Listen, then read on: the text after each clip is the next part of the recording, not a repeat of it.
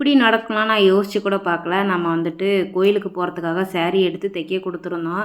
ஆனால் அது என்னோட கெட்ட நேரமா என்னன்னு தெரில. ஆனால் முன்னாடியே தெரிஞ்சு அதில் வந்து ப்ளவுஸ் வந்து டேமேஜாக இருந்திருக்கு. எனக்கும் தெரியல.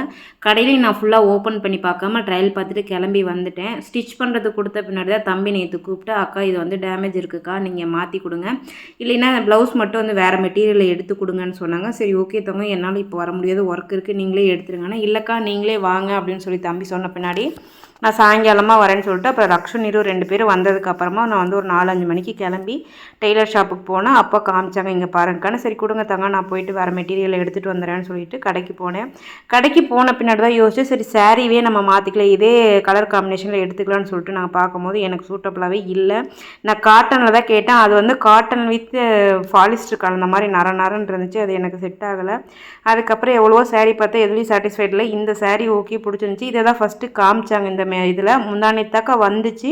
ஸோ இது புது கலெக்ஷன் நல்லாயிருக்கும்னாங்க. சரி ஓகேன்னு இந்த பீஸ் எடுத்துகிட்டு, இதோட ரேட்டு பார்த்தீங்கன்னா 2530 ரூபா வந்துச்சு. அதுக்கப்புறம் அந்த சீலே மைனஸ் பண்ணிவிட்டு பேலன்ஸை கொடுத்துட்டு முடி போட்டுட்டு நானும் டெய்லர் ஷாப்பில் கொடுத்துடலாம் அப்படின்னு சொல்லிட்டு எடுத்துகிட்டேன். இந்த கலர் காம்பினேஷன் எப்படி இருக்குன்னு கமெண்ட் பண்ணுங்கள்.